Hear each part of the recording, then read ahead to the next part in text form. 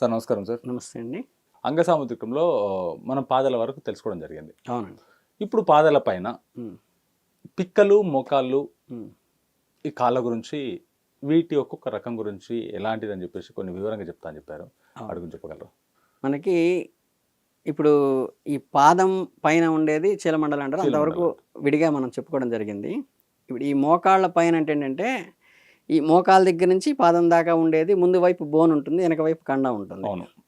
ఆ వెనక ఉండేటువంటి కండ ప్రాంతాన్ని పిక్కలు అంటారు.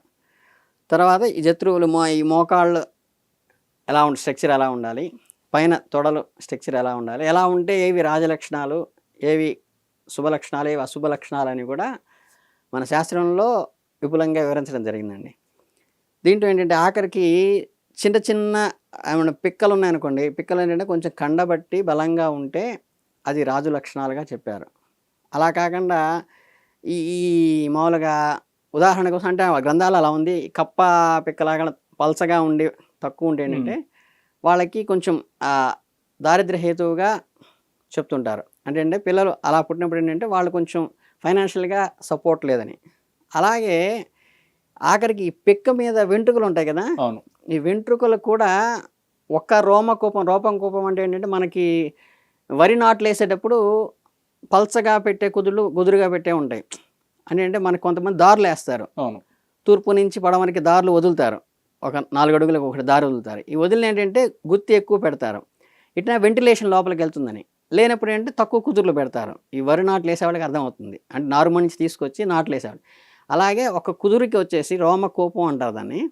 ఆ కుదురులోంచి ఒక్క వెంట్రుక కనుక వస్తే వాళ్ళు రాజు కింద లెక్కట.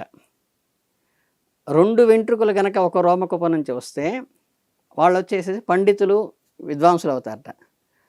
3 రోమకోపాలు వస్తే జస్ట్ వీళ్ళు ఫాలోయర్స్ అనమాట. అంటే ఆ పెక్క మీద ఉండేటువంటి వెంట్రుకల్లో కూడా రోమకోపం నుంచి ఒక్కొక్క పాయింట్లోంచి ఎన్ని వెంట్రుకలు వస్తాయనే దాని మీద కూడా అంత డీటెయిల్గా శాస్త్రంలో చెప్పడం. అంటే ఒక్కొక్క వెంట్రుక ఒక కోపం నుంచి ఒక వెంట్రుక వస్తే రాజలక్షణాలట. 2 వెంట్రుకలు వస్తే పండితులు, మేధావులుగా వస్తారు.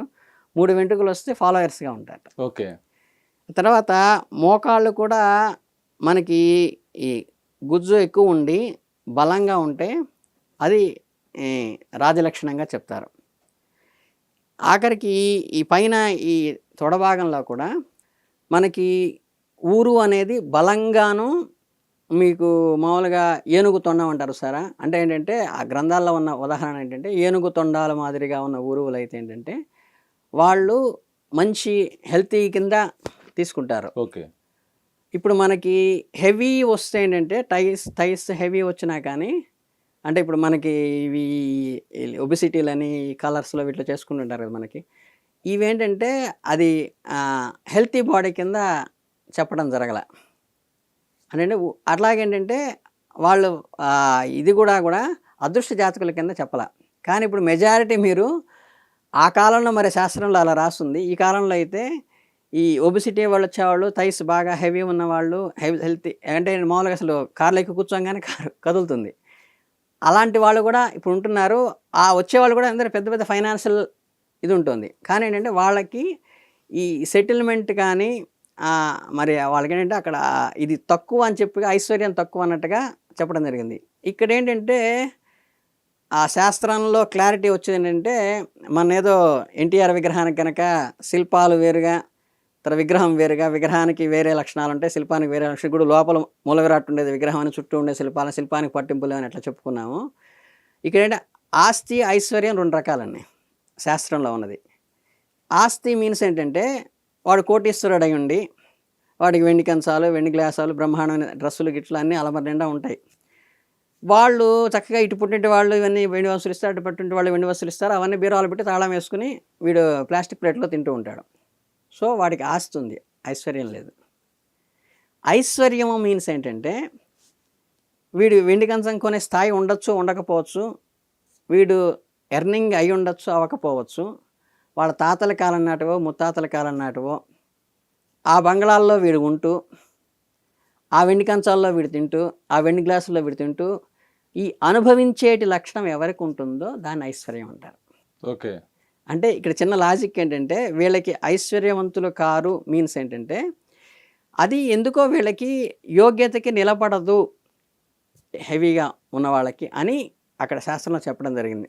అంటే ఏంటంటే ఇక్కడ ఎంత లాజికల్గా చెప్తారంటే, ఒక కోటీశ్వరుడు ఉన్నారనుకోండి, పెద్ద గెస్ట్ హౌస్ కట్టారనుకోండి 3 కోట్లు పెట్టి, ఆయన ఎప్పుడో సంవత్సరానికి ఒకసారి వచ్చినప్పుడు అందులో ఉంటుంటాడు.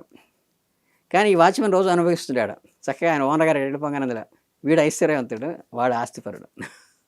అంటే అంత లాజికల్గా ఉంటుంది. అందుకని ఏంటంటే అట్లాగే మీకు ఇవి శుభ లక్షణాలు అశుభ లక్షణాల్లో వచ్చినట్టంటే ఈ థైస్ మీద కూడా నరాలు, ఇప్పుడు మనకి ఇక్కడ నరాలు కనిపిస్తున్నాయి కదా, అవును, ఈ నరాలు కనిపించకూడదట. థైస్ మీద కనిపించకూడదు. కనిపిస్తే అశుభ లక్షణంగాను, కనిపించకుండా ఉంటే శుభ లక్షణంగానే చెబుతారు. అలాగే ఏనుగు తొండంలాగా కానీ అలా స్టిఫ్గా ఉన్నది వచ్చేసేసి వాళ్ళ రాజలక్షణాలు. అంటే ఏంటంటే ఇది లావు కాదు వాపు అంటారు చూసారా, ఆ టైపులో ఉదాహరణ. అంటే ఎగ్జాంపుల్ నేను చెప్పడం కోసం శాస్త్రంలో చెప్పింది ఏంటంటే అలా ఉన్నాళ్ళు తప్పితే హెవీగా ఉండకూడదని. అనగా ఆఖరికి కూడా ఏంటంటే ఈ వెనకాల మన పిరుదులు అంటారు కదా, వాటి లక్షణాలు కూడా చెప్పేటప్పుడు ఏంటంటే అస్సలు కండ లేకుండా ఉంటే అది దరిద్రహేతుట. మినిమం ఉంటే అదేమో రాజలక్షణం అంట. ఓకే. హెవీగా ఉంటే అది మళ్ళీ అనారోగ్య లక్షణంగా చెప్తారనమాట. అంటే మనకి అది శాస్త్రంలో ఆ ఫిట్నెస్ అనే దానికి సింబాలిక్గా చెప్పు ఉండొచ్చు బహుశా వాళ్ళు. శాస్త్రంలో మటుకు ఉన్నది ఏంటంటే హెవీ ఉండకూడదు, మీడియంగా ఉండాలి, అవి కూడా ఫిట్నెస్గా ఉండాలి అని చెప్పి శాస్త్రానికి అలా వచ్చింది. మోకాళ్ళు నిండుగా ఉండాలని. తర్వాత ఏంటంటే ఈ కొంతమందికి వంకర మోకాళ్ళు అని ఉంటాయి. అవును, వంకర మోకాళ్ళు, బయటకు ఉండడం కానీ దొడ్డి కాళ్ళు లోపలికి ఉండడం కానీ రకరకాలుగా ఉంటుంది అంటారు. నడిచేటప్పుడు కూడా కొందరు తగులుతుంటాయి. అవును. దాన్ని ఏంటంటే శాస్త్రంలో అయితే దాన్ని వ్యతిరేక అంటే అది శుభలక్షణాలు కాదని చెప్పడం జరిగింది. అంటే వాళ్ళ చేత ఏదన్నా ఇల్లు వారి పేరున పెట్టడం కానీ, లేదంటే ఒక ఫ్యాక్టరీ వాళ్ళ పేరున పెట్టడం కానీ, లేకపోతే ఇంకేదన్నా శుభకార్యం ప్రారంభించడం కానీ, వాటికి వీళ్ళ పేరున తీసుకోవద్దు అని అది అశుభ లక్షణాల్లో చెప్పి ఆ లక్షణాలని మనకేంటంటే ఏదైనా వచ్చేటప్పుడు కాల్చున్న కట్టెపట్టుకొస్తే అశుభ లక్షణం శకునం అంటారు సార్. అలాగా వీళ్ళింట్లో వాళ్ళని ఫాలోయర్స్గానే పెట్టాలి, వాళ్ళని పోషకులుగా మనం ఉండాలి తప్పితే వాళ్ళని ఓనర్గా పెట్టి ఏది రిజిస్టర్ చెయ్యొద్దు.